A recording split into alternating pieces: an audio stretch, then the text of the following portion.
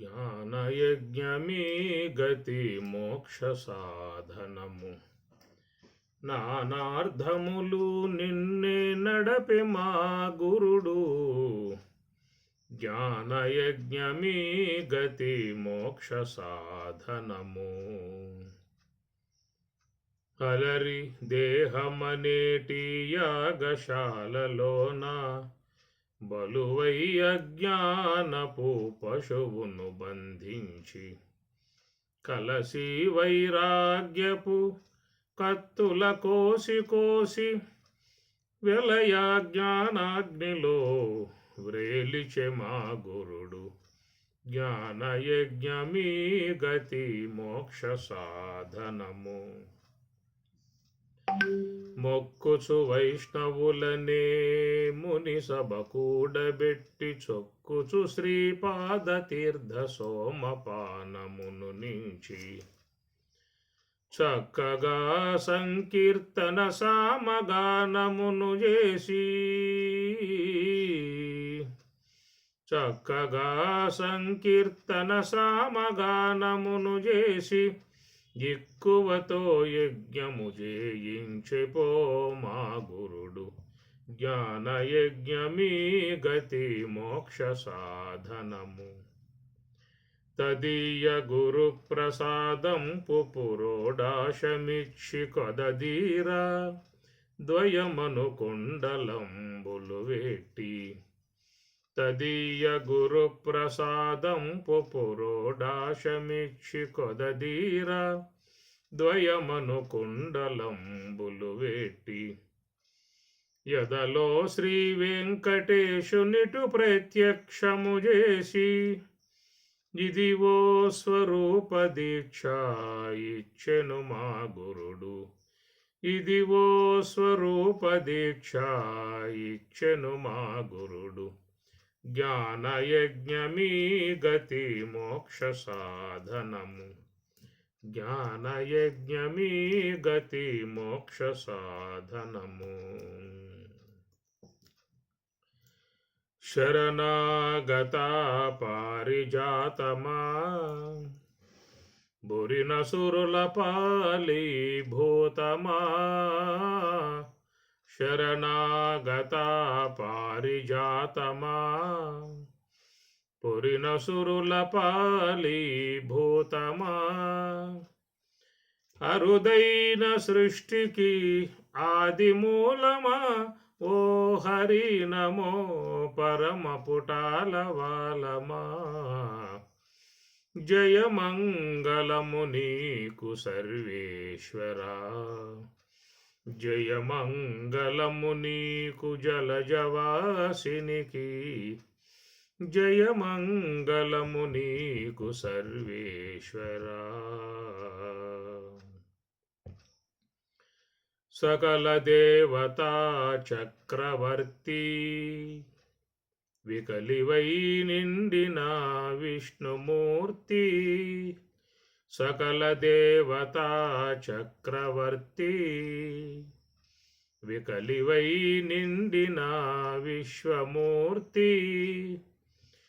అకలంకమైన దయానిధి ఓ వికచముఖ నమో విధికి విధి. జయమంగళము నీకు సర్వేశ్వరా. జయమంగళము నీకు జలజవాసినికి. జయమంగళము నీకు సర్వేశ్వరా. కొలిచిన వారల కొంగుపైడి ములిగిన వారికి మొనవాడి. కొలిచిన వారల కొంగుపైడి ములిగిన వారికి మొనవాడి. కలిగిన శ్రీ వెంకటరాయ కలిగిన శ్రీ వెంకటరాయ మలసిదాసులమైన మాకు విధేయ. కలిగిన శ్రీ వెంకటరాయ మలసిదాసులమైన మాకు విధేయ జయమంగళము నీకు సర్వేశ్వరా జయమంగళము నీకు జలజవాసినికి జయమంగళము నీకు సర్వేశ్వరా నిత్యాయ నిరవధ్యాయ సత్యానందచిదాత్మనే సర్వాంతరాత్మనే శ్రీమద్వెంకటేశాయ మంగళం. తిరుమల కొండలో ఈ పూటతో బ్రహ్మోత్సవాలు ముగింపు. చక్ర స్నానాలు చేసుకుని అందరూ కూడా స్వామివారిని సేవించుకుని ఎంతో భక్తి పారవశ్యముతో ఈ 9 రోజులు నవరాత్రులలో స్వామివారి బ్రహ్మోత్సవాలు వైభవపేతంగా జరిగేటువంటి విధానము. ఎందుకంటే స్వామివారు 3 మూర్తుల ముచ్చట రూపము.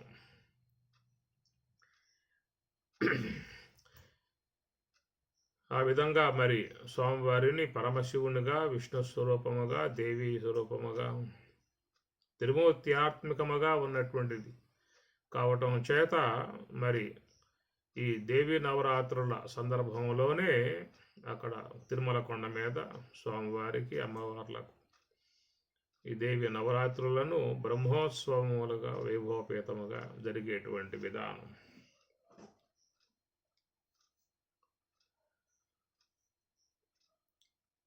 ఆ ప్రకారంగా విశ్వమంతా కూడా అంతా మరి అమ్మవారి ఉత్సవాలు దేదీప్యమానముగా వైభవపేతముగా జరుపుకోవడం జరిగింది. భక్తి భావనతో సేవించుకోవడం జరిగింది. అమ్మవారి కృపకు పాత్రులైన విధానముగా అమ్మవారి సేవలో ఈనాడు 9 రోజులు భక్తులు ఉపవాసాలు పాటిస్తూ, నియమనిష్టలు పాటిస్తూ అమ్మవారికి ఏవేవి పదార్థాలు ఇష్టమై ఉన్నాయో అవన్నీ కూడా ఆయా రోజులలో ఆయా అష్టోత్తర నామాలతో సేవిస్తూ ఆయా మరి నైవేద్యాలను నివేదన చేస్తూ భక్తి పారవశ్యంతో కొలుసుకునేటువంటి విధానం. ఈరోజు విజయదశమి, విజయ రాజరాజేశ్వరిగా అమ్మవారు దర్శనం ఇచ్చేటువంటి విధానము. మరి ఆ ప్రకారముగా 9 రోజులు యుద్ధం చేసి అసురులను దునివాడి అసురులను వధించి చక్కగా అమ్మవారి ప్రశాంతముగా విశ్రాంతి వహించిన విధానము. తన సింహాసనంపై ఆసీనురాలై ఉన్నటువంటి జగన్మాత. అందరూ ఈ పూట చక్కగా అమ్మవారిని సేవించుకునే విధానం. ఆయుధ పూజ ముఖ్యంగా ఆయా గృహాలలో కానీ, షాపుల్లో కానీ, వ్యాపారస్తులు కానీ, వ్యవసాయం చేసేటువంటి వారు, అట్లనే కార్మికులు, కర్షకులు, ఎవరెవరు ఏ షాపుల్లో ఉంటారో అందరూ కూడా మరి ఆయుధ పూజ. ఎందుకంటే మరి పాండవులు అజ్ఞాతవాసం చేయటానికై బయలుదేరినప్పుడు ఆయుధాలు ఎక్కడ పెట్టాలి అనేటువంటి విషయం వచ్చినప్పుడు అమ్మవారికి ప్రత్యేకగా ఉన్నటువంటి శమీ వృక్షం, జమ్మి చెట్టు అంటారు.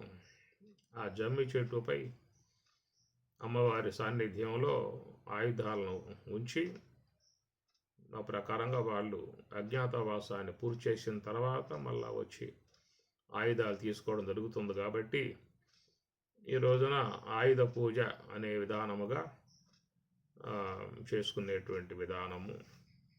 రెండవది పారమార్థికంగా చూసినట్లయితే మరి అమ్మవారి యొక్క ఆవిర్భావం అనే అంశం నిన్న మనం చెప్పుకోవడం జరిగింది.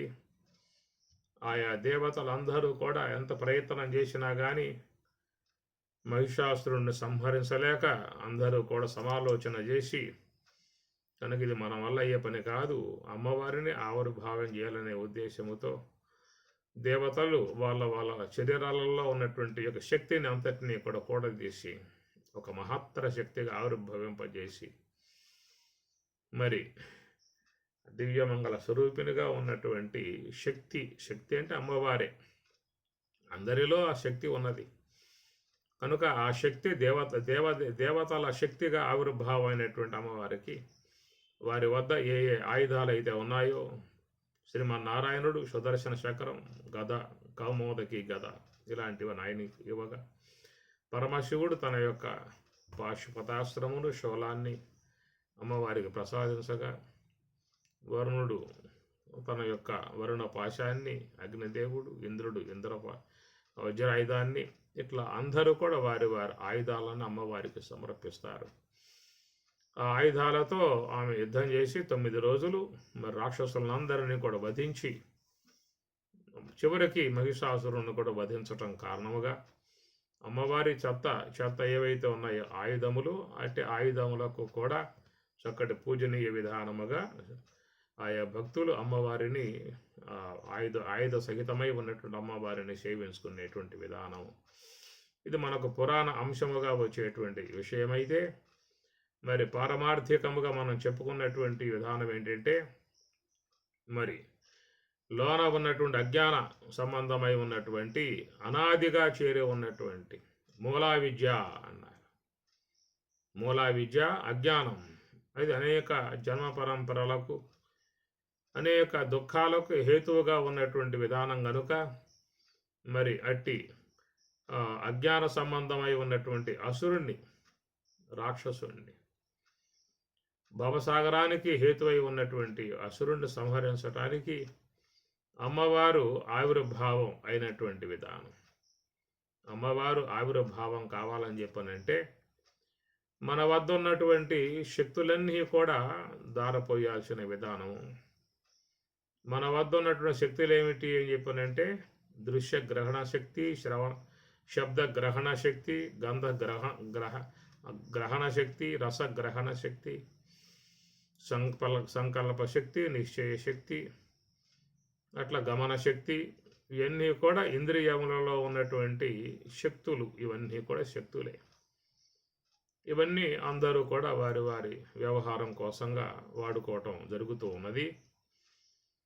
కాబట్టి ఈ విధముగా విషయ సంబంధముగా వాడుకునేటువంటి ఇంద్రియాలను, ఇంద్రియ శక్తులను అన్నింటినీ కూడా మరి ఆ ధ్యానం అనేటువంటి విధానములో అన్నింటినీ కూడా క్రోడీకరించి ఒక సమూహముగా చేశాం.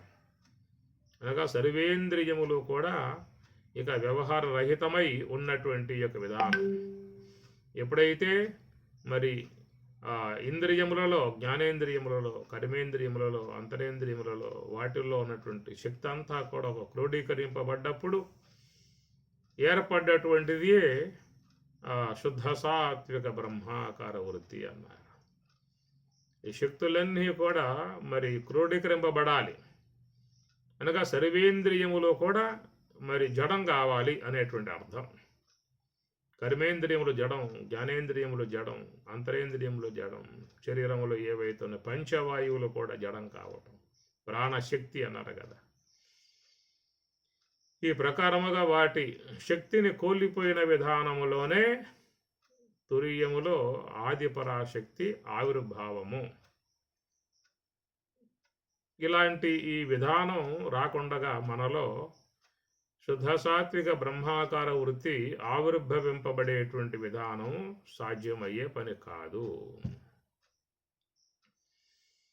పరాంచకనతృణత్వ స్వయంభూ తస్మాత్ పరాత్ పశ్యతి అంతరాత్మను కశ్చిత్ ధీర పృచగాత్మానం ఐక్షత్ ఆవృత్త చక్షు కాటకవల్లి చెప్పింది.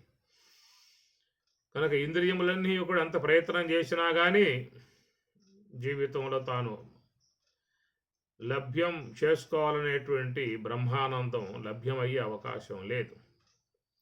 కాబట్టి ప్రకారముగా సమస్త ఇంద్రియములన్నీ కూడా వాటి శక్తులను మొత్తం కూడా కోల్పోయి ఒక మహత్తర శక్తిగా ఆవిర్భావం కాగలిగితే దాన్నే యోగ సమాధి అనేటువంటి మాటగా వస్తుంది. అట్టి యోగ సమాధిలో ఇక ఏ ఇంద్రియం కూడా పనిచేసే విధానం లేదు. ఆ విధముగా వాటి శక్తులన్నిటినీ కూడా దారబోసిన అంశముగా మనం ఇక్కడ తీసుకోవాల్సి ఉంటుంది. అనగా ఇంద్రియములు పూర్తిగా వాటి క్రియలను కోల్పోవటమే వాటి శక్తులన్నిటినీ కూడా ఒక చోట దారబోసిన విధానం అవుతుంది. అది యోగ సమాధి యందు ఏర్పడేటువంటి శుద్ధ సాత్విక బ్రహ్మాకార వృత్తియే జగన్మాత. ఆ మాట శ్రీమూల శక్తి అనదగు ఆ మూర్తుల కన్న తల్లి అవుగాదనకన్ ధీమూర్తి నుంచి చూడుము నీ మూర్తికి సాటి రారు నిజముగా వేమ. శ్రీమూల శక్తియనదగు ఆ నా మూర్తుల కన్న తల్లి. కనుక సమస్త మూర్తులకు మూలమై ఉన్నటువంటి యొక్క శక్తి మహాకారణ శక్తి. అలాంటి ఆ యొక్క అమ్మవారు జగన్మాత ఓంకార స్వరూపిణిగా ఉన్నటువంటి ఆ శక్తి మనలో ఆవిర్భావం కావాలి అని చెప్పన్నట్లయితే సమస్త ఇంద్రియములుగా ఉన్నటువంటి దేవతలు వాళ్ళ శక్తులను క్రోడీకరింపగలిగితే, ఒక సమూహముగా కాగలిగితే, అన్నీ కూడా జడం కాగలిగితే ఏర్పడేటువంటిది ఒక శక్తిగా ఇక్కడ మనం పరమార్థములో భావించుకోవాల్సి ఉంటుంది. ఆ తురీయములో ఏర్పడ్డటువంటి ఆ శుద్ధ సాత్విక ఏ బ్రహ్మాకార వృత్తి అమ్మవారు ఉన్నదో అట్టి అమ్మ అనుగ్రహముతో అనాదిగా ఉన్నటువంటి మూలా విద్య అజ్ఞానముగా చెప్పేటువంటి దాన్నే అపరా ప్రకృతి అన్నారు, మూలా విద్య అన్నారు, గ్రంథి అన్నారు, ముడి అన్నారు. ఈ ప్రకారముగా ఉన్నటువంటి ఆశ్రయ సంబంధమై ఉన్నటువంటి శక్తిగా చెప్పుకోసం. మోఘాశ మోఘకర్మాణ మోఘజ్ఞాన విచేతస రాక్షసీం ఆసురీం శైవ ప్రకృతిం మోహినీం శ్రితాః అని స్వామివారు కూడా చెప్పిన మాట. రాక్షసి, ఆసురి, మోహిని అనేటువంటి 3 పదాలు స్వామివారు వాడారు. ఇది మోఘాశ మోఘకర్మాణ మోఘజ్ఞాన ఈ విధముగా వీటి యందు అది కలిగింపజేస్తూ ఉన్నది. మోఘాశ వ్యర్థాశలలో పడేసి మానవుల్ని లాక్కుపోతూ ఉన్నది. మోఘ కర్మాణ వ్యర్థ కర్మలు, అజ్ఞాన సంబంధమై ఉన్న కర్మలు, తామసిక సంబంధమై ఉన్న కర్మలు, భవబంధాలకు హేతువుగా ఉన్న కర్మలను చేయించే విధానముగా తీసుకుపోతూ ఉన్నది. మోఘ కర్మాణ మోఘ జ్ఞాన వ్యర్థ జ్ఞానం, ప్రాపంచిక జ్ఞానం, తామసిక జ్ఞానం అలాంటివి సంపాదించే విధానముగా జీవుణ్ణి ఆ ప్రకారంగా పతనం చేస్తూ ఉండటం, దుఃఖాల పాలు చేస్తూ ఉండటం లాంటి దానిని స్వామివారు రాక్షసీం ఆసురీం చైవ ప్రకృతిం మోహినీం శ్రితాః దాన్ని ప్రస్తుతం జీవుడు ఆశ్రయించి ఉండి దుఃఖాల పాలవుతున్నాడు కాబట్టి ఆ ప్రకారం అనాదిగా ఉన్నటువంటి ఆశ్రయ సంబంధమై ఉన్నటువంటిదిగా దాన్ని మహిషాసురుడు అనేటువంటి పేరు. కనుక ఏదన్నా కానీ కాక పేరు మరి ఆ ప్రకారం ఆశ్రయ సంబంధమై ఉన్నటువంటి శక్తిని ఎవరైనా తాము జయించాలన్న భావన కలిగి ఉన్నట్లయితే ఇంద్రియములు అనేటువంటివన్నిటినీ కూడా నిశ్శక్తిగా అనగా ఒకే ఒక్క సమూహ శక్తిగా అయ్యే విధానముగా సర్వేంద్రియములు కూడా ఉపశమించాలి. సర్వేంద్రియములు ఉపశమించాలి. ఆ ఉపశమించిన అంశాన్నే ఈరోజు మనకి శమీ అనేటువంటి మాటగా చెప్పుకురాబోతాం. ముందు శమీ శమయేతే పాపం అక్కడ వస్తుంది అర్థం. ఉపశమించిన విధానమే మనలో అమ్మవారు ఆవిర్భావం కావటము. ఆమె ఆవిర్భావం కాకపోతే అనాదిగా ఉన్న అజ్ఞానం అంతరించే అవకాశమే లేదు. మరొక మార్గంగా తీసివేసే అవకాశము లేదు. అది కేవలం మాటలతో పోయేటువంటిది కాదు.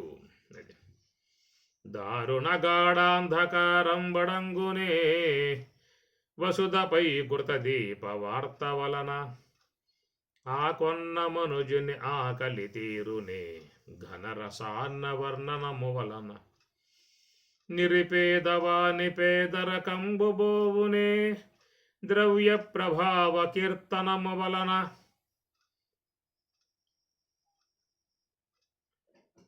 జండిపడి బుద్ధిలో విలినిండి దట్టమైనట్టి అజ్ఞాన తమము తెగునే తర్కిత విచిత్ర శబ్ద బోధంబుల వలన ఫలిత యోగానుభవ దృష్టి వలనగాక అని అమ్మవారు చెప్పే మాట.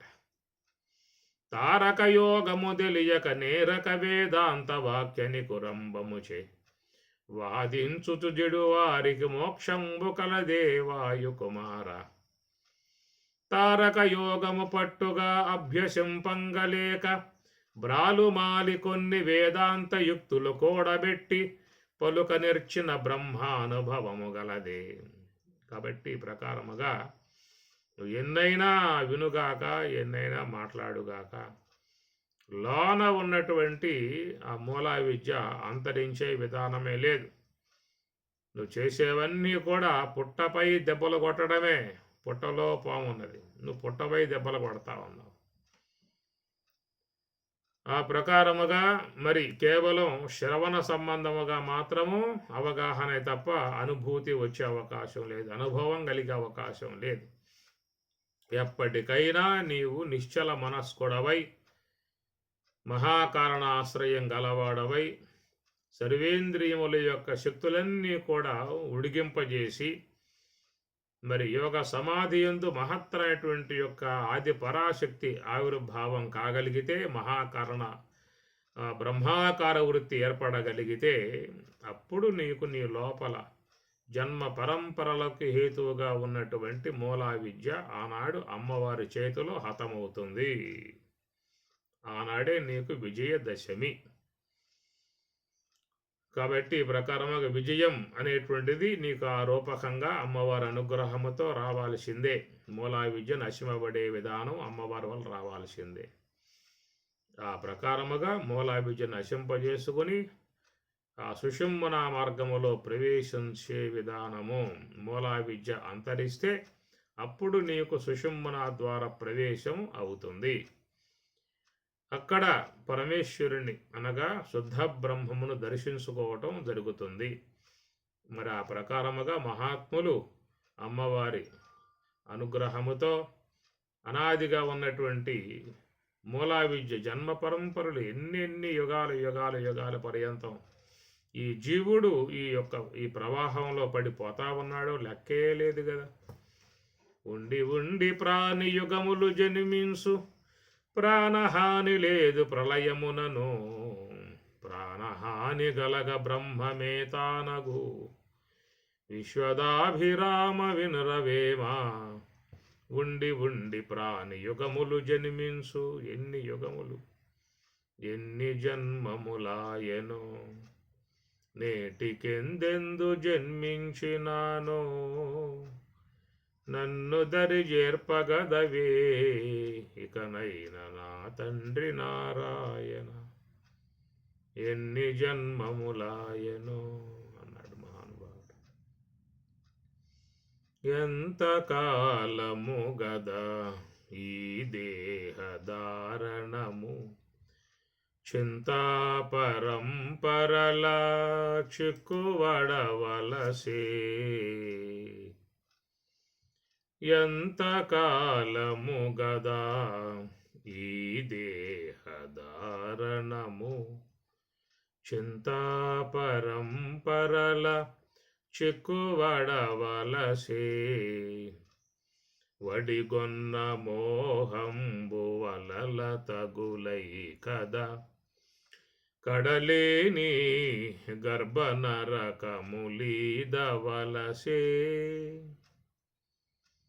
నడిమి సుఖముల చేత నన్ను పొసేయగ కదా, తొడరి హేయపు దిడ్డి దూరాడవలసే, హితుడైన తిరువేంకటేశు కొలువక కదా, కడలేని నరక కోపమున బడవలసే, అతని కరుణారసము అబ్బకుండగ కదా, అతని కరుణారసము అబ్బకుండగ కదా, ప్రతిలేని నలుగడల బారాడవలసే, ఎంతకాలము గదా ఈ దేహధారణం ఎంతకాలం. కాబట్టి ప్రకారముగా మనకి జన్మ పరంపరలుగా ఎంతో కాలముగా వస్తున్నాము అని చెప్పనంటే దానికి కారణం లోన ఉన్నటువంటి మూలా విద్య, అజ్ఞానం, తమస్సు అన్నారు. ఇది ఎట్లా పోయే మార్గం, ఎట్లా పాదు. నువ్వేమన్నా చేయగాక భజన చేస్తావండి, అదేం పోదు. కాబట్టి నువ్వు బయట ఏం చేసినా కానీ లోన ఉన్నది మాత్రం పాదు. కనుక లోన ఉన్నది పోవాలంటే లోపలికి పోవాలి అంతే. లోపల పోవాలని లోనకు పోవాలి. తేషాం ఏవానుకంపార్థం అహం అజ్ఞానజం తమః నాశయామి ఆత్మభావస్థః జ్ఞానదీపేన అని స్వామి చెప్తారు. జ్ఞానదీపేన, జ్ఞానదీపాన్ని ప్రకాశింపజేస్తున్నాను, దానివల్ల అజ్ఞానం నశింపబడుతుందని దశమోధ్యాయంలో స్వామి చెప్పిన మాట. కాబట్టి ఈ ప్రకారముగా ప్రతి ఒక్క వ్యక్తిలో ఉన్నటువంటి మూలా విద్యయగు అజ్ఞానం కారణదేహం అనేటువంటిది దట్టముగా బాగా సువిరూఢమూలం, బాగా పాతుకుపోయి ఉన్నటువంటిది. దాన్ని నశింపజేయగలిగేటువంటి విధానం ఒక్కటే మార్గము, నాణ్య పంథ అయనాయ విద్యతే, మరొక మార్గం లేదు. మనలో శుద్ధ సాత్వికత ఆవిర్భావం కావాల్సిందే. దాన్నే యోగ సమాధి అని చెప్పని అన్నారు. అటు యోగ సమాధి అనేటువంటి కలిగిన నాడే అక్కడ ఏర్పడేటువంటి అమ్మవారు జగన్మాత స్త్రీ స్వరూపిణి, శక్తి స్వరూపిణి అన్నారు. కాబట్టి ఆ ప్రకారం అమ్మవారు ఆవిర్భావం కావాలంటే నీలో ఉన్న సర్వేంద్రియములు కూడా శక్తి ఉడిగిపోవాలి. అన్ని జడములు కావాలి. జడం కాగలిగితేనే నీలో అమ్మవారు ఆవిర్భావం అవుతుంది. కాబట్టి దాని ద్వారా లోన ఉన్నటువంటి జన్మ పరంపరలకు హేతువుగా ఉన్నటువంటి మహిషాసురుడు అజ్ఞాన తమస్సుని అమ్మవారు నశింపజేయటం కారణముగా అట్టి వారికి మోక్షం కలుగుతుంది, యోగ సమాధి ఏర్పడుతుంది. బ్రాహ్మీ అనుభవము, బ్రహ్మానుభవము, బ్రహ్మమునందు రమించుట, బ్రహ్మమే తానై ఉండుట, బ్రహ్మ సంస్పర్శజా, బ్రహ్మ సంస్పర్శ అన్నీ కూడా అప్పుడు వాళ్ళకి ఏర్పడుతుంది. ఈ ప్రకారముగా అట్టి ఆ బ్రహ్మానుభవాన్ని పొంది వచ్చినటువంటి వారందరి సర్వేంద్రియములో కూడా చక్కగా శుద్ధ సాత్వికతతో విరాజమానముగా ఉండేటువంటివి. కాబట్టి అప్పుడు వాట్లను పూజించండిక మీ మనలో ఉన్నటువంటి సర్వేంద్రియములో కూడా పూజనీయత కలుగుతాయి, పూజనీయమైనటువంటి యొక్క ఆయుధాలు అవుతాయి, పూజనీయమైనటువంటి యొక్క ఆయుధాలు అవుతాయి. మొత్తం నీకు ఆయుధాలే. లోపల సర్వేంద్రియములో కూడా ఆయుధములుగా ఉన్నటువంటివి అవన్నీ ఇప్పుడు ఎట్లా అయ్యాయి అంటే పూజనీయత అయ్యాయి. కారణం ఏంటంటే అవన్నీ పోయి బ్రహ్మములో మునిగాయి అన్నమాట. బ్రహ్మములో లీనమయ్యాయి. కాబట్టి ఆ బ్రహ్మము యొక్క విధానములో పవిత్రత చెంది ఉన్నటువంటి విధానముగా ఉన్నటువంటి ఈ సర్వేంద్రియములో కూడా పూజనీయత అవుతాయి. అవే నీకు చక్కటి ఆయుధములు.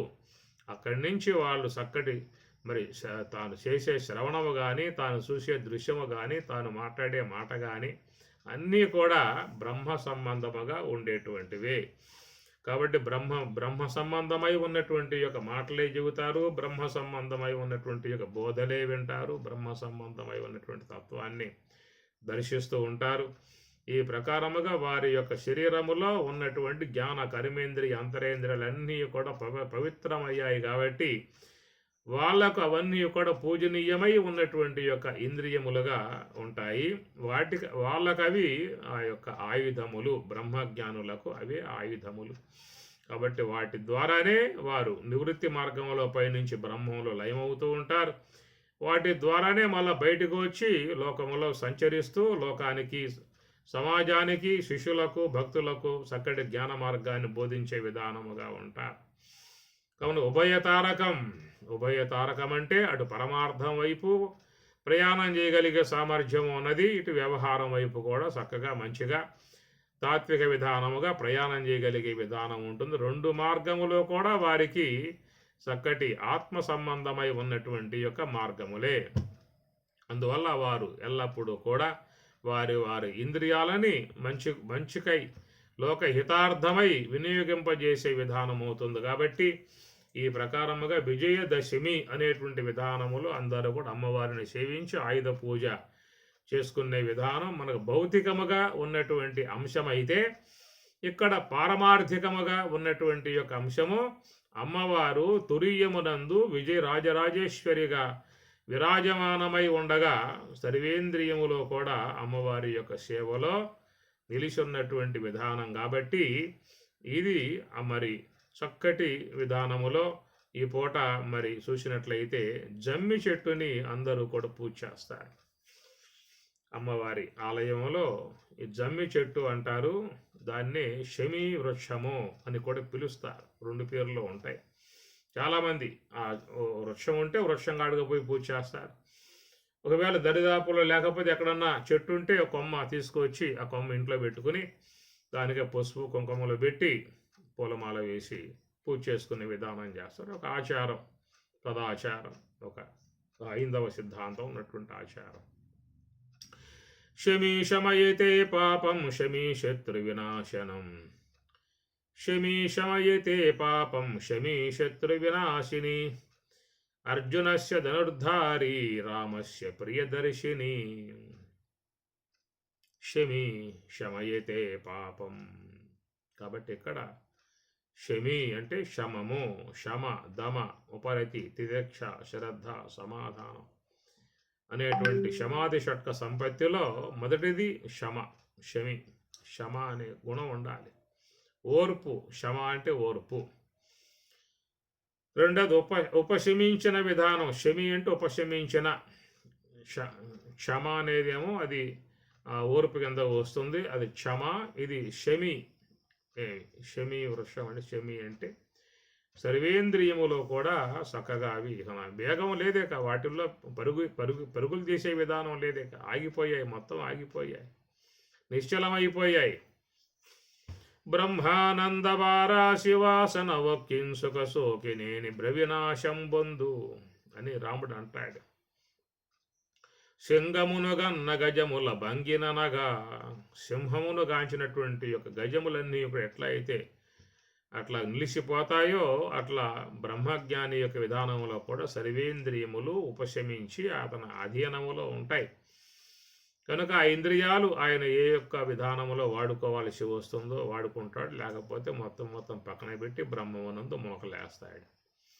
ఆ ప్రకారముగా ఉన్న విధానాన్ని శమీ అని చెప్పిన అన్నారు. శమీక మహర్షి మనకు భాగవతంలో ప్రథమ స్కంధంలో మనం దర్శించే విధానం సార్థక నామం శమీ. ఇక్కడ శమీ శమయతే పాపం అనే విధానముగా ఏ పదం వాడుతూ ఉన్నామో అంటే ఆ పదము సార్థక నామముగా పిలువబడేటువంటి శమీక మహర్షి. ఎందుకంటే ఆయన ప్రకారంగా యుగతత్వానుభవాన్ని పొందాడు. మెలగుట సాలించి మీలిత నేత్రుడై శాంతుడై కూర్చుండి జడతలేక, ప్రాణ మనోబుద్ధి పంచేంద్రియంబులు బహిరంగ వీధుల బాలనీక, జాగరణాదిక స్థానత్రయము దాటి పరమమై ఉండిడి పదము తెలిసి బ్రహ్మభూతత్వ సంప్రాప్త విక్రయుడై. ఆ ప్రకారముగా ఆయన త్రివిధ అవస్థలను అధిగమించాడు, 3 అవస్థలు దాటాడు. అవస్థాత్రయమునకు అతీతమై ఉన్నటువంటి స్వరూపానుభవాన్ని పొందగలిగాడు.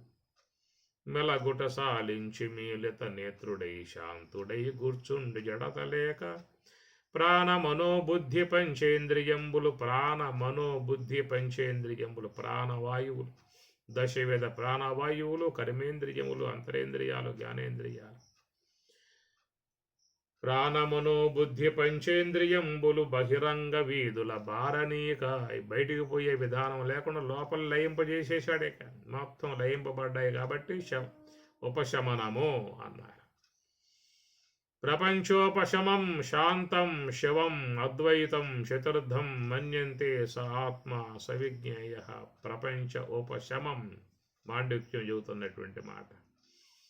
ఈ ప్రకారముగా సర్వేంద్రియములో కూడా సద్దుమణగలిగితే, సర్దుబాటు కాగలిగితే, అవన్నీ ఉపశమింపగలిగితే అప్పుడు నీకు బ్రహ్మము గోచరిస్తుంది.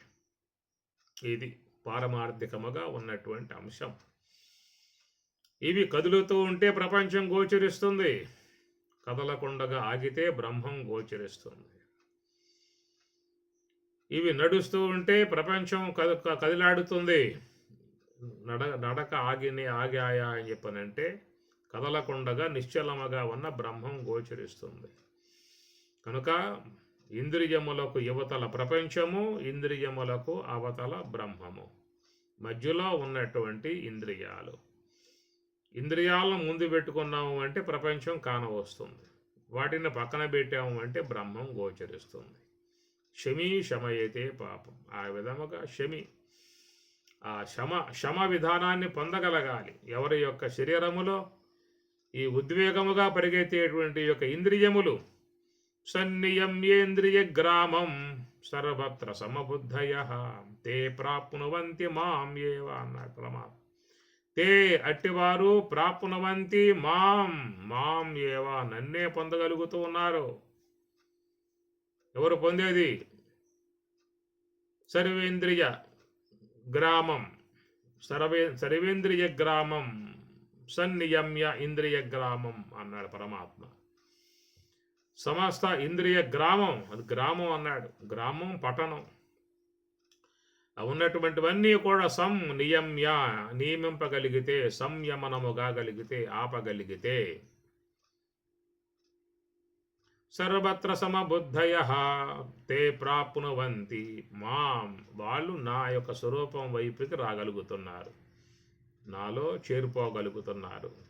కాబట్టి ప్రకారముగా రెండే, సాకారంచ నిరాకారంచ. ఇంద్రియములకు బయట ప్రపంచం ఉన్నది, ఇంద్రియములకు అవతల పరమాత్మ ఉన్నాడు. కనుక ఇంద్రియములకు అవతల పరమాత్మను దర్శించాలంటే వీట్లను ఉపశమింప చెయ్యాలి. అట్లా చేసిన విధానమే శమీక మహర్షి. అలాంటి ఆ స్థితిని ఎవరైతే పొందగలుగుతారో వారికి మాత్రమే శమయతే పాప. అట్లా యోగ సమాధి యందు అమ్మవారి సాన్నిధ్యంలో సర్వేంద్రియములో కూడా మరి ఉపశమింపగలిగి ఉండగలిగితే అక్కడ ఏమవుతుందో శమయతే పాపం, సమస్త పాపములన్నీ కూడా తొలగింపబడతాయి. అనాదిగా వచ్చేటువంటి కర్మరాశి, సంచిత కర్మ అంతా కూడా అది మొత్తం తొలగింపజేయబడుతుంది. శమీ శత్రు వినాశిని. అట్టి అమ్మవారు శత్రు వినాశిని.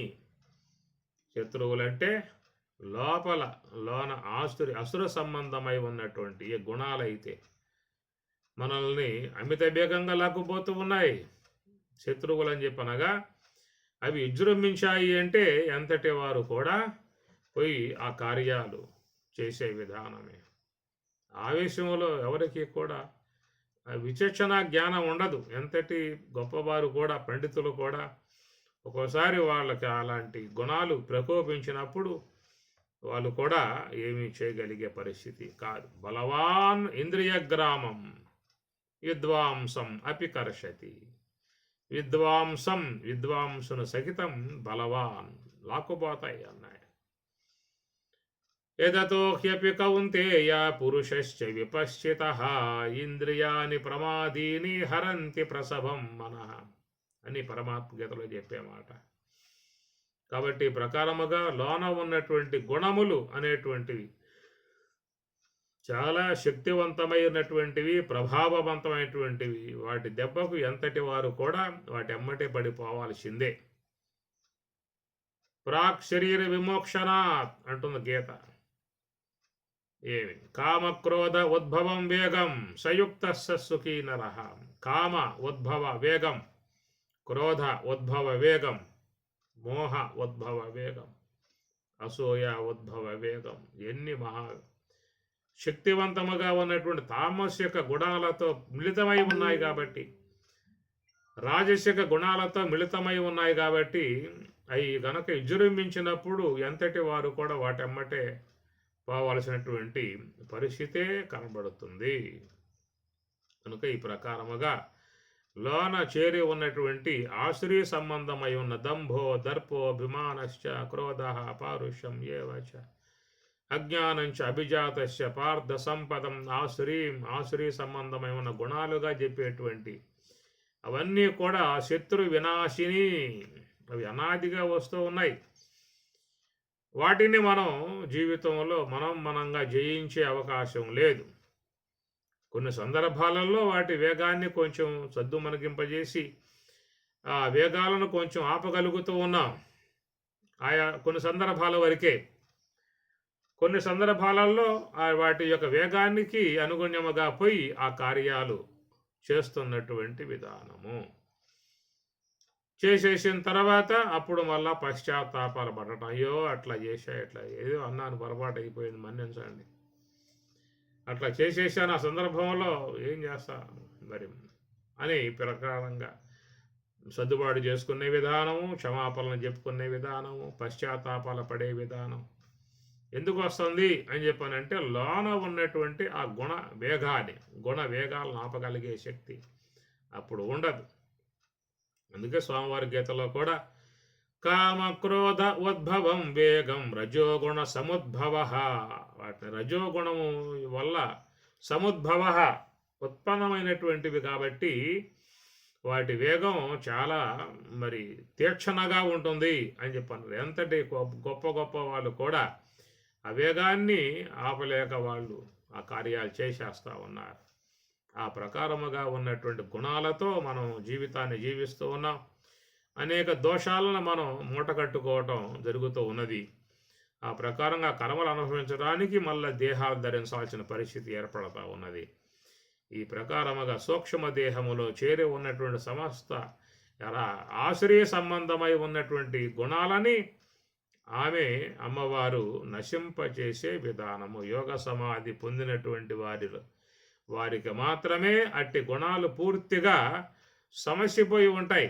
ఎందుకంటే రజస్సు తమస్సు రెండు కూడా తొలగింపజేయబడ్డాయి కాబట్టి మరి ఆ యొక్క గుణములు లేకుండా ఉన్నటువంటి అవన్నీ కూడా నిర్వీర్యమై పడిపోయే పరిస్థితి ఏర్పడుతుంది. కాబట్టి ఇక వాళ్ళ శుద్ధ సాత్విక విధానముగా ఉన్నటువంటి వారికి ఈ గుణముల యొక్క సంబంధం అయి ఉన్న ప్రభావం వాళ్ళ మీదక ఉండదు.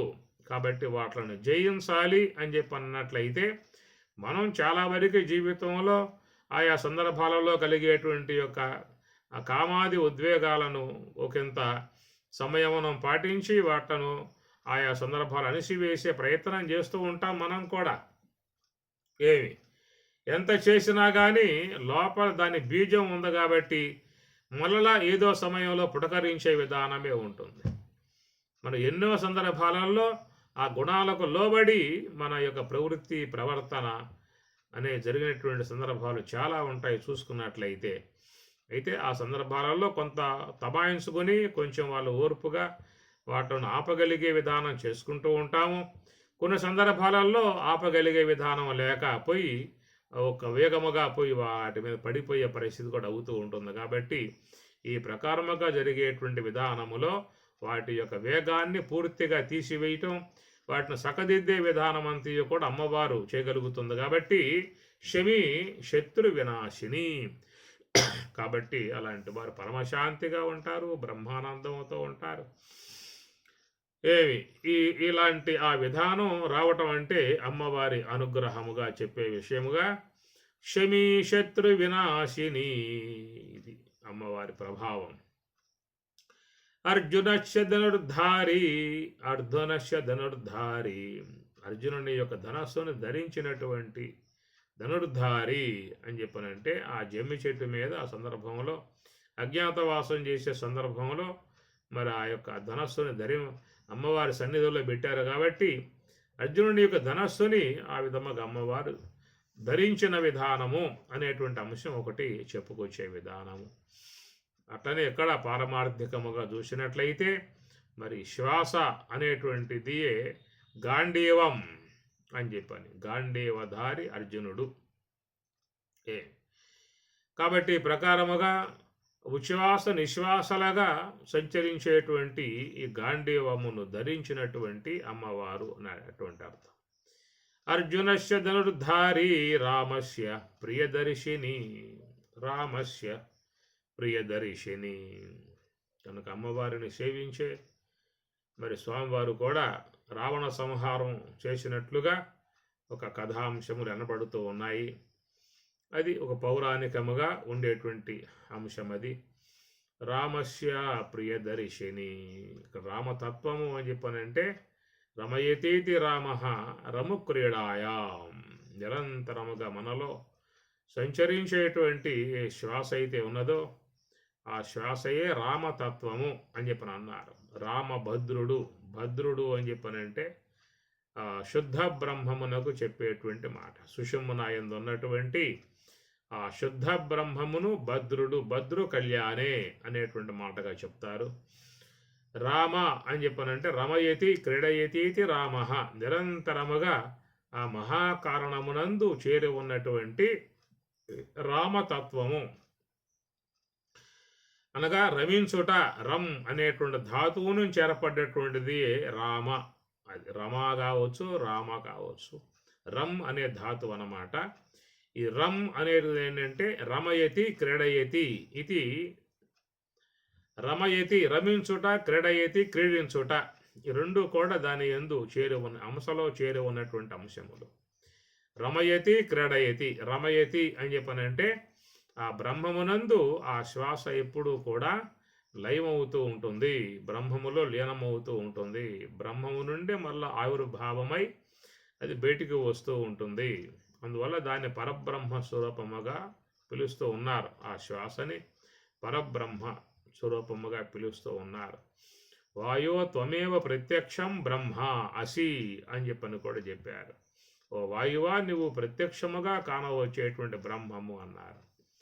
ఆ ప్రకారముగా నిరంతరముగా ఆ బ్రహ్మమునందు రమిస్తూ ఉన్నది.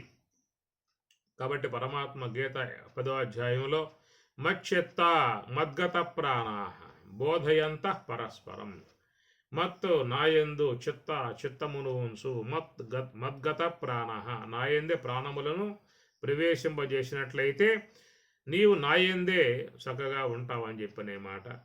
కాబట్టి ప్రకారముగా ఈ హంస అనేటువంటిది పరమాత్మ నుండి భద్రుడు శుద్ధ బ్రహ్మము నుండి ఆవిర్భావమైనటువంటి యొక్క రామ అనేటువంటి యొక్క తత్వము, రామతత్వము. రామ అని చెప్పిన రమ్ అనే ధాతువు నుంచి ఏర్పడేటువంటిది రామ అనేటువంటి పదం కనుక రమ్ అనేటువంటి ధాతువు ఏం చెబుతుందయ్యా అని చెప్పనంటే రమయతి క్రీడయతి ఇది రామ, ఇది రమ్ అనే ధాతువు యొక్క ఉత్పత్తి అన్నమాట. రమయతి అంటే బ్రహ్మమునందు నిరంతరముగా రమించుట, బ్రహ్మములో లీనం కావటం, మళ్ళీ బయటికి రావటం, బ్రహ్మలో మునగటం, బయటికి రావటం, బ్రహ్మలో మునగటం, బయటికి రావటం. ఇట్లా రమయతి ఆ బ్రహ్మమునందే రమించేదిగా ఒక అంశము ఉన్నది. క్రీడయతి నిరంతరముగా అది సంచార విధానముగా క్రీడ చలుపుకుంటూ ఉన్నది. హంసాసోహం హంసాసోహం హంసాసోహం సోహం ఇతి క్రీడతి కేలతి పిండాండే భగవాన్, కేలతి పిండాండే అని సదాశివ బ్రహ్మేంద్ర స్వాముల వారు.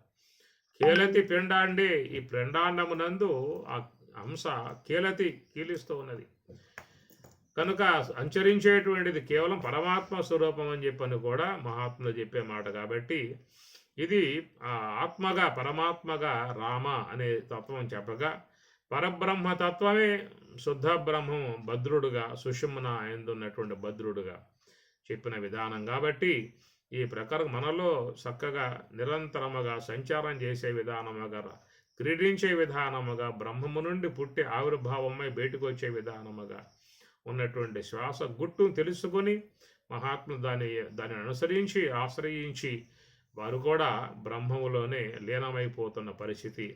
కాబట్టి అది చాలా మహాత్ములందరూ కూడా బోధిస్తున్నటువంటి అంశము. సకల ఉపనిషత్తులు, భగవద్గీత అన్నీ కూడా దీని విషయమై చక్కగా చెప్పుకొస్తూ ఉన్నారు.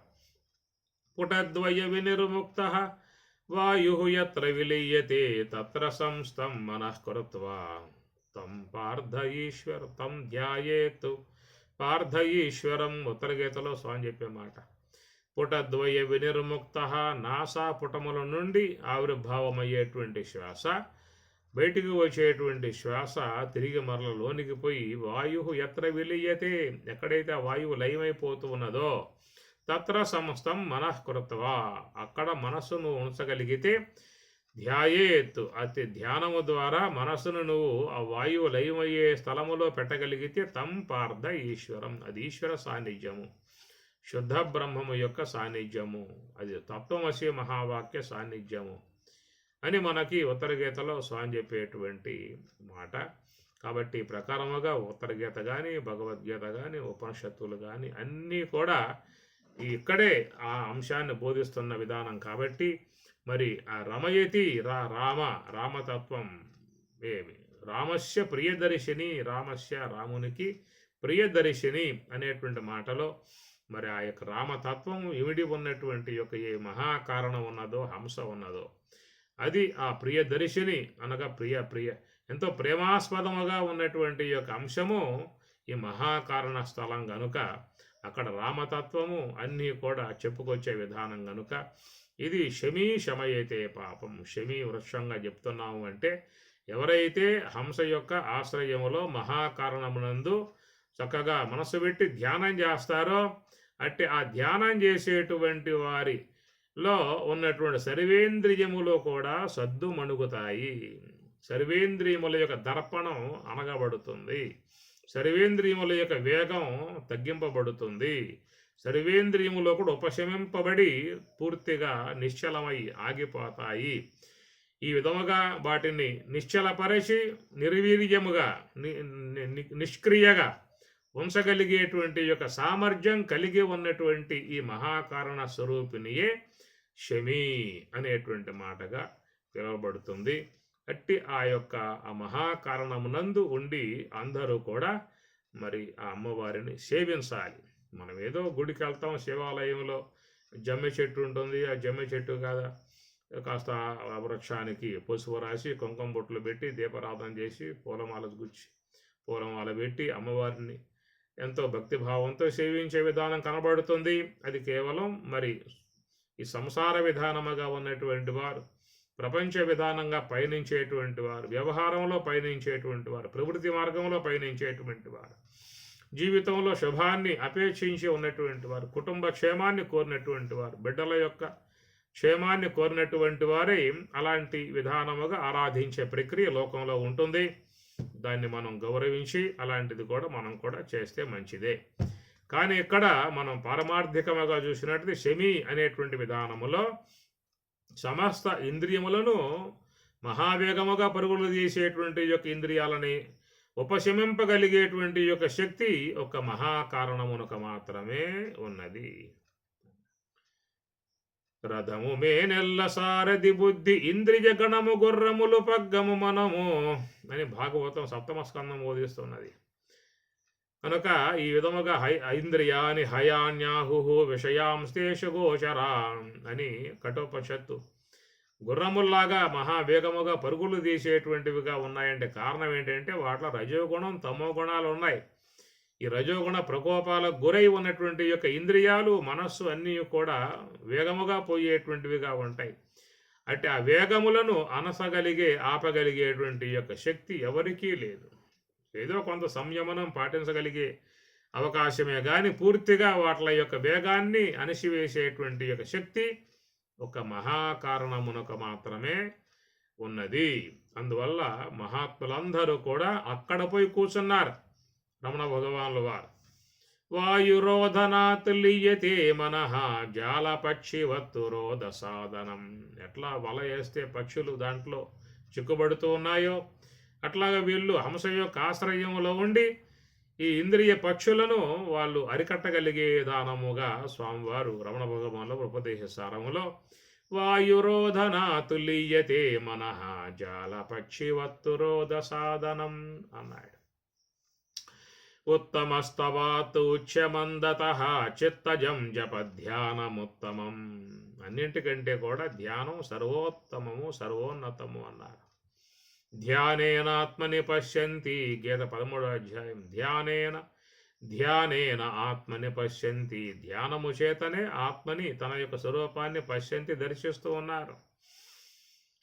కనుక ఈ ప్రకారముగా చూసినట్లయితే మరి ఆ అమ్మవారు మరి ఆశునురాలై ఉన్న విధానముగా మహాకారణములో ఉన్నది కాబట్టి అట్టి ఆ అమ్మవారిని ఆశ్రయించినటువంటి వారు మాత్రమే సమస్త ఇంద్రియాలని జయించగలిగే సామర్థ్యం వాళ్ళకి ఏర్పడుతుందే తప్ప వాళ్ళు వ్యవహారములో ఉండి వాటిని జయించాలని చెప్పన్నట్లయితే ఏదో ఆ సందర్భాలలో కొంతవరకు వాట్ల వేగాన్ని కొంచెం తగ్గించుకొని వ్యవహరించగలిగే సామర్థ్యమే తప్ప పూర్తిగా వాటి వేగం లేకుండా చేసి బ్రహ్మానుభావాన్ని పొందే అవకాశం లేదు. కాబట్టి అంటే ఆ బ్రహ్మానుభావాన్ని అపేక్షించి ఉన్నటువంటి వారు ఈ శమింపజేసేటువంటి యొక్క పూజనీయమై ఉన్నటువంటిది ఈ హంస యొక్క స్థలం. అందువల్ల దీన్ని మహాకారణం అన్నారు. మహా అంటే పూజనీయమైన అని అర్థం.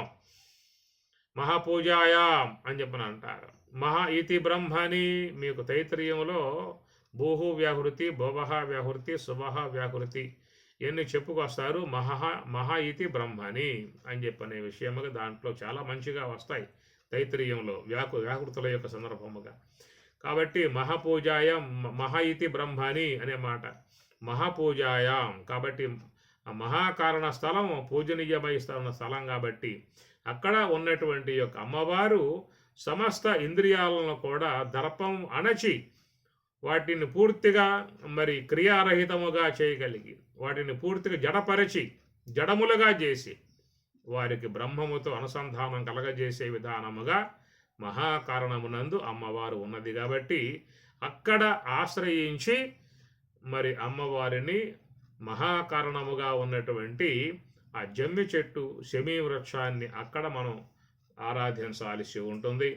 అక్కడ ఆరాధించగలిగితే అమ్మ అనుగ్రహముతో శమయతే పాపం, శమీ శత్రు వినాశిని, అర్జునస్య ధనుర్ధారి, రామస్య ప్రియదర్శిని, ఇవన్నీ కూడా ఇక మహాకారణములో చేరి ఉన్నటువంటి అంశములు. కాబట్టి ఈ ప్రకారముగా మనలో అనాదిగా ఉన్న మూలా విద్యను అంతమొందించి ఆ యొక్క అమ్మవారు ఈ పూట విజయదశమిగా వేంచేసి ఉన్నటువంటి విధానములో అట్టి ఆ మహాత్ములలో ఉన్నటువంటి ఈ పరికరములు, ఇంద్రియములే పరికరములు, అవే వాళ్లకు ఆయుధములు. వాటి ఆయుధ పూజ వారికి చక్కగా ఈ పూట ఉంటుంది. అన్నీ కూడా పూజనీయముగా ఉంటాయి. జ్ఞానేంద్రియములు పూజనీయముగా ఉంటాయి, కర్మేంద్రియములు పూజనీయముగా ఉంటాయి, అంతరేంద్రియాలు పూజనీయముగా ఉంటాయి, వాళ్ళ అధీనంలో పూర్తిగా చేరి ఉంటాయి. వాటిల్లో ఉన్న కల్మషాలన్నిటినీ కూడా జ్ఞానాగ్నిలో కడగబడ్డాయి కాబట్టి అన్నీ శుద్ధముగా ఉన్న విధానము. కాబట్టి అలాంటి యొక్క ఇంద్రియాలతో వాళ్ళు లోక కళ్యాణార్థమై ఉన్న వ్యవహారములు చేస్తారు కనుక ఈ ప్రకారముగా ఈ విజయదశమి అనేటువంటి యొక్క అంశము నవరాత్రులు, శరన్నవరాత్రులు, దేవీ ఉత్సవములు అనేటువంటి దానములో అమ్మవారి యొక్క విశేషాల గురించి మనం చెప్పుకుంటూ వచ్చిన విధానము. ప్రతి ఒక్కరు కూడా లోన ఉన్నటువంటి శుద్ధ సాత్విక స్వరూపినిగా ఉన్నటువంటి జగన్మాతను, పరబ్రహ్మ స్వరూపిణి, బ్రాహ్మి అన్నారు అమ్మవారిని. బ్రహ్మమునకు సమీపముగా ఉంటుంది కాబట్టి బ్రాహ్మి అని చెప్పని అంటారు. అలాంటి యొక్క అమ్మవారిని ఆశ్రయించి అందరూ కూడా ఆ మహిషాసురుడగు మూలా విద్యను నశింపజేసుకుని స్వరూప భావనను పొంది తరించాల్సి ఉంటుంది. అలాంటి శక్తిని, భక్తిని, యోగతత్వమును, స్వరూప అనుభవమును అమ్మవారు ప్రసాదించి సదా అందరినీ కాపాడుగాక. కుటుంబ సభ్యులందరికీ శుభమస్తు, సన్మంగళాని భవంతు, లోకా సమస్త సుఖినో భవంతు. ఓం సహనా భవతు, సహనౌ భునక్తు, సహ వీర్యం కరవావహై, తేజస్వినావధీతమస్తు, మా విద్విషావహై. ఓం శాంతి శాంతి శాంతి. శీతాద్రిశిఖరాన పగడాలు తాపింసు మా తల్లిలత్తులకు నీరాజనం.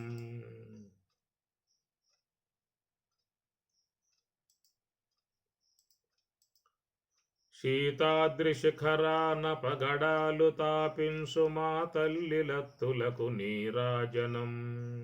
కెంపైన నీరాజనం, భక్తి పింపైన నీరాజనం. యోగీంద్ర హృదయాన మ్రోగేటి మా తల్లి బాగైన అందెలకు నీరాజనం. యోగీంద్ర హృదయాన మ్రోగేటి మా తల్లి బాగైన అందెలకు నీరాజనం. బంగారు నీరాజనం, భక్తి పొంగారు నీరాజనం. నెలతాల్పుడెందాన వలపు వీణలు మీటు మా తల్లి గాజులకు నీరాజనం. రాగాల నీరాజనం, భక్తి తాళాల నీరాజనం. మనుజాలి హృదయాల తిమిరాలు తొలగించు మా తల్లి నవ్వులకు నీరాజనం. మనుజాలి హృదయాల తిమిరాలు తొలగించు మా తల్లి నవ్వులకు నీరాజనం. ముత్యాల నీరాజనం, భక్తి నృత్యాల నీరాజనం. చెక్కెళ్ళ కాంతితో కిక్కిరిసి అలరారు మా తల్లి ముంగురుల నీరాజనం.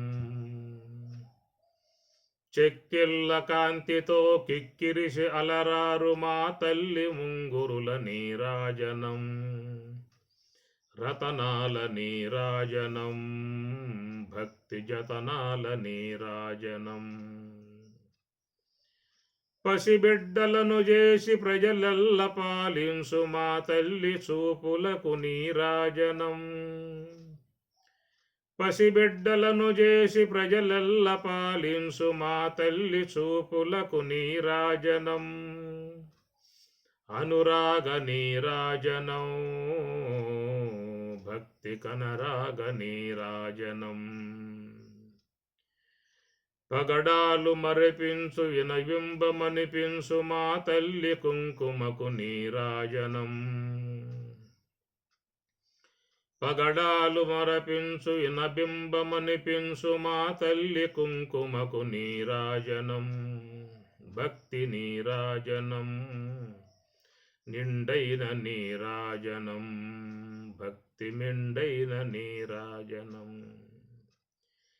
ఏటి పిల్లల ఓలె గాలి కల్లల్లాడు మా తల్లి కురులకు నీరాజనం. ఏటి పిల్లల ఓలె గాలి కల్లల్లాడు మా తల్లి కురులకు నీరాజనం. నీలాల నీరాజనం, భక్తి భావాల నీరాజనం. జగదేక మోహిని సర్వేషు గేహిని మా తల్లి రూపులకు నీరాజనం. జగదేక మోహిని సర్వేషు గేహిని మా తల్లి రూపులకు నీరాజనం. నిలువెత్తు నీరాజనం, భక్తి నిలువెత్తు నీరాజనం. శీతాద్రి శిఖరాన పగడాలు తాపించు మా తల్లి లత్తులకు నీరాజనం. కెంపైన నీరాజనం, భక్తి కెంపైన నీరాజనం, భక్తి కెంపైన నీరాజనం. సర్వమంగళ మాంగళ్యే శివే సర్వార్థ సాధకే శరణ్యే త్ర్యంబకే గౌరి నారాయణే నమోస్తుతే. ఓం పూర్ణమదః పూర్ణమిదం పూర్ణాత్ పూర్ణముదచ్యతే పూర్ణస్య పూర్ణమాదాయ పూర్ణమేవావశిష్యతే. ఓం శాంతి శాంతి శాంతి.